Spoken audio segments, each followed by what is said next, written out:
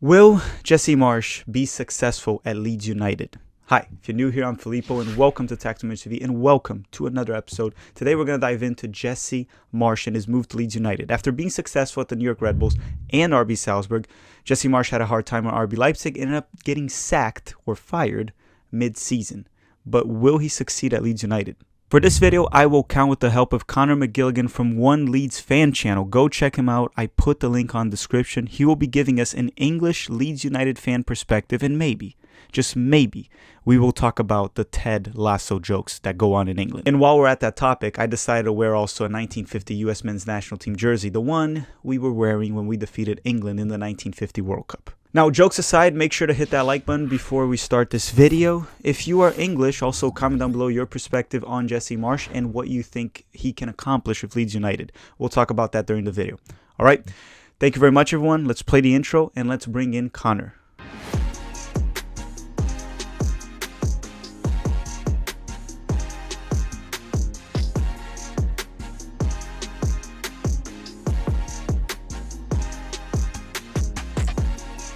All right, everyone. Today we have a special guest here in the channel, as already said in the intro. Make sure to check his channel in the description. Now that we have an American coach at Leeds United, and possibly, we'll quickly address it in the video, some Americans that could transfer to Leeds United, his channel is probably going to be the best one for you to stay up to date with Americans in the Premier League and more specifically Leeds United. Connor, thank you very much for coming along. Anytime, mate. It's a privilege to be here. All right, Connor, so let's go right into it. Before we talk about how Jesse will fit into the Leeds United system and everything, what he might implement, because you have done a video on and you have researched on Jesse, how is it for an English fan to have an American coach? Because most recently, we had the experience of Manchester United bringing in Chris Armas as the assistant coach to Rangnick, and he's being called Ted Lasso. Is Jesse Marsh more respected? Because he does have a good resume, right, for American coach.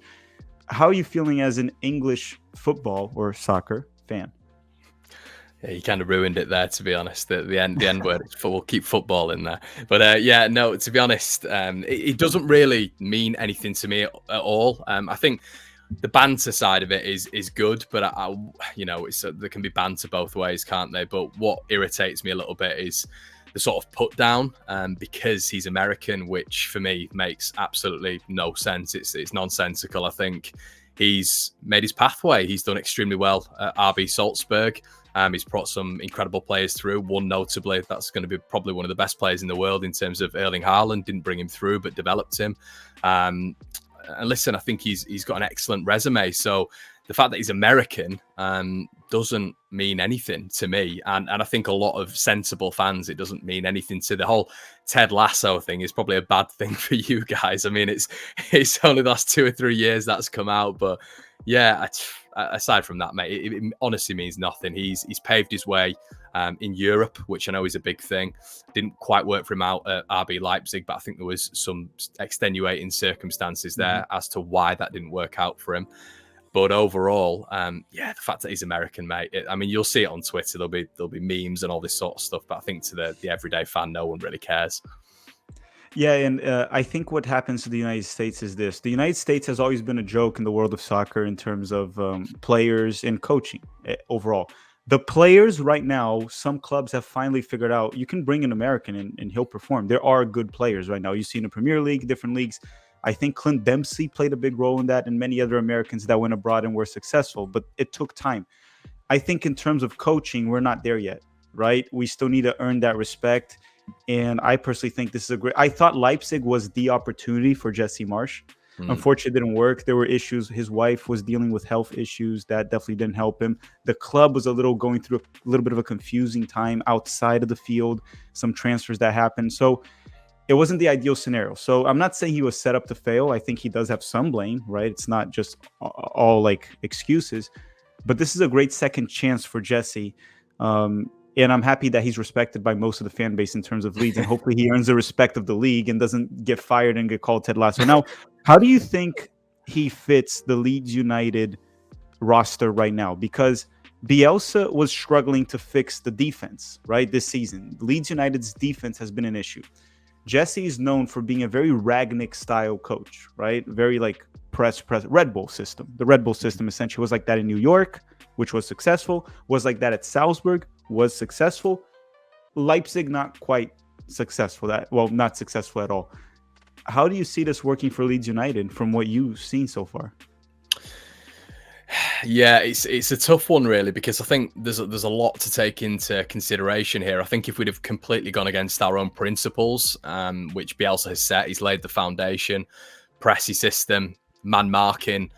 I think completely deviating away from that style would be problematic for Leeds. But I think the beneficiary of this appointment is the fact that he's more zonal, right? I mean, you look at Bielsa, the man marking system isn't really taken into consideration by any other European coach that I can think of in the sort of top 5-6 leagues anymore. And I think it's been really difficult with the quality that we have on the pitch. Obviously, Calvin Phillips has been injured, our England's player of the year. Patrick Bamford, 18 goals last year. So that's been a massive impact. But I think the good thing about what hopefully Jesse will do is he'll come in, and he's already spoken about de-stressing the players, taking the anxiety out of it. And I think that is a big part of it, because how he talks is really encouraging. With Bielsa, it's been very different. He's got a standoffish approach, whereas this guy's going to come in and hopefully put, his arm around Rafinha, Adam Forshaw, players of that ilk, and it might give them a little bit more motivation than what Bielsa gave them. I think it got to a point where Leeds were losing too many individual battles, which is where the man marking system consequently broke down all over the pitch, even against teams in and around us, Aston Villa, Everton, Newcastle.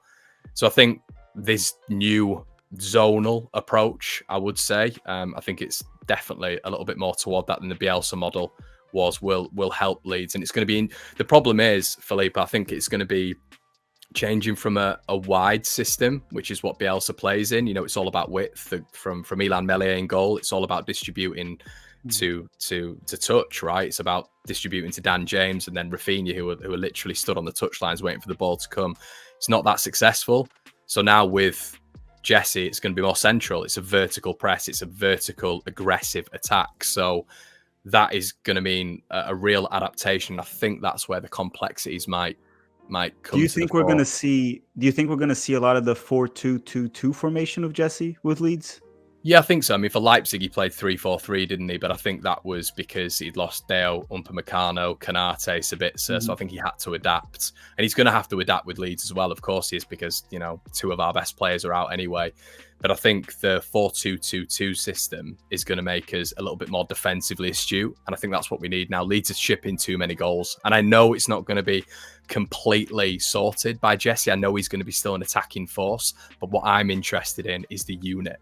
Pressing as a unit. That's where I think we could be defensively a little bit better, because you work in a team, and I think the individual duels is where Leeds have been really, really missing out.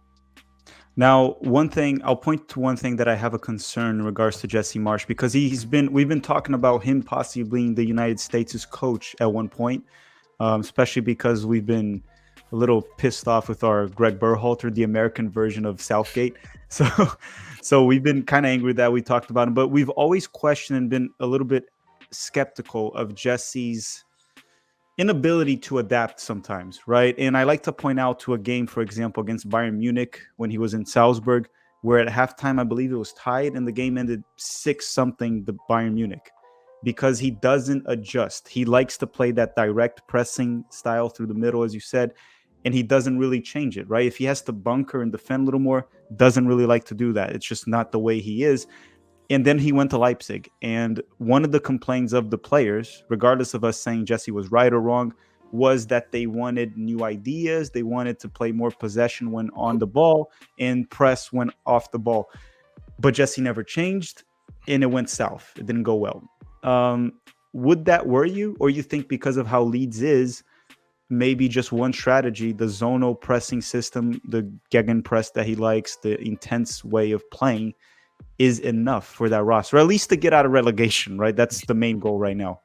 Yeah, I think to be honest with people, we've got to play to our strengths. And as I said at the start, if we deviate away from that style too much, Leeds will just get battered, and you might as well relegate us now, because we are simply not set up after 4.5 years to be able to play a sort of proper defensive way. We're not set up for it. So it needs tweaks. It needs a manipulation, a modification. The Bielsa strategy does need that. And as I've mentioned with the more zonal approach, I still think hell for leather, Bielsa is way more sort of no caution to the wind attack. Not really bothered about defending at all, and that is a case in the 1v1 battles, which we've been losing all over the pitch. So a zonal setup naturally sets you up and prepares the team a little bit better for what's coming at you, really. And I think the fact that when he was at Leipzig, there was a variation of tactics, for me, shows a little bit of pragmatism and a little bit of adaptability. And with Bielsa, I mean, you were just talking about him not, Jesse not adapting at all. And I think in terms of the press and stuff like that, and pressing as a unit, that should never adapt. But I think your system can adapt a little bit. And Bielsa didn't adapt the two ever. Whereas I think Jesse will adapt one of the two, which I think is going to be beneficial. Yeah, and hopefully Jesse learned from the Leipzig experience, Yeah, right? exactly, Whatever mistakes he made. And again, this is a second chance he gets in a top 5 league. And I don't know if you agree with this take that I had. This season, all Jesse has to do is get Leeds out of relegation, right? There's really nothing else. So my take on it, I actually thought that bar is pretty low. I think it's okay, I'm not going to say easy, but it's more likely that Leeds will escape from relegation rather than get relegated, in my opinion. So I think Jesse has time to work, right? He has time to work because I think he will be able to manage relegation. Then he has to build a roster for next season. And this is what I'm going on to the next topic right here. Let's assume Leeds United escapes relegation, okay? I know you want to maybe knock on wood right now so it doesn't happen. I do that. But as a neutral here, I don't think it'll happen. I think it could be a close battle to the end. I don't think they will get relegated.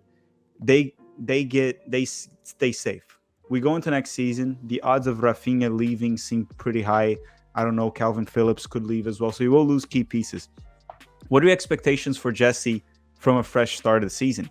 Do you think he can finish top half of the table? Do you think that's something Leeds should even aim for? Or again, it's just going to be a relegation battle again next season? Well, this guy's apparently the succession plan, and he's been the succession plan for a while now. Our chairman came out only a couple of days ago and said that this was always going to happen in the summer anyway, which we assumed, but we didn't know as a fact. The chairman confirmed it the other day. So this guy has been part of the plan, the long-term plan, which has been based on a Wolves model, has been based on a Leicester model, teams who notoriously and consistently finish in the top 10.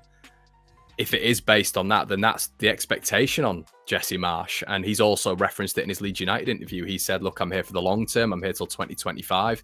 And Leeds are not going to be wanting to stick around. I think the more sort of likely model, maybe not with the financial clout, but, I do think we do have some financial clout. I think is more of an Aston Villa, building a squad from the ground up. And obviously Villa finished 17th as well. Hopefully Leeds will finish 17th. If we can finish any higher, that'd be great for my health. But that's going to be where it's going to be. It's going to be a task for Jesse, 100%. And we were just speaking off air there about Brendan Aronson, and it almost feels like the perfect switch if Leeds were to remain in the Premier League. And then, you look at players moving on. You've got an individual coming in there who has proven European pedigree, has already worked with Jesse Marsch, and would seamlessly fit into his setup. So that sort of transfer would be definitely something I would expect Leeds to go for if we do remain in the Premier League. So yeah, I mean, he's going to be helped out by that, and I'm sure he's got links across Europe as well within that RB model. So that's going to be beneficial. And our recruitment director, Victor Orta, is a long-standing admirer of the RB model as well. So I would expect a strong summer from Leeds United to get away, because this has been a poor season, Filippo. I don't think this was expected, and the board have to react, and I think they know that. And man, if you guys have Jesse, Brendan, and you're connected or linked to Jordi Mihailovic, you're gonna only have American viewers at that point. You're just gonna have a bunch of Americans. Where can we fit Bob Bradley in somewhere, and it'll be the perfect match? Get Bob Bradley as the assistant coach. Maybe sign one more American, and there you go. You're gonna. What's Landon Donovan doing nowadays? Landon is doing a podcast. Okay. Hey, maybe we can bring Landon right there, and Clint Dempsey too. That's it. Yeah. But pretty much those are what I wanted to talk about. I also think one thing to add a note, I 100% agree with you saying that Jesse has been in the long-term plan for a while, because when Leeds was linked to Brendan Aronson back in January, it kind of just gives me that vibe that they already had Jesse lined up because he's Jesse's player, right? He brought him there to Salzburg, was successful in Salzburg. there were rumors that Jesse even wanted him at Leipzig at one point. So that I think in terms of Leeds, it's a good signing. I don't know if it's what's best for Brendan Aronson, depending on how Leeds figures it out after this relegation and everything. The uncertainties on Leeds is what worries me in regards to Brendan going there. And before we go, this is the last question for you. It's pretty much a yes or no. If Leeds gets relegated, if the worst happens, does Jesse stay? Can I answer that in 2 parts? Okay, sure. I'll give you that one. Would I want him to stay? Yes, because of what we've built with Bielsa, who built the who sort of laid the foundation. He needs to start building the house now. So yes, he needs to stay.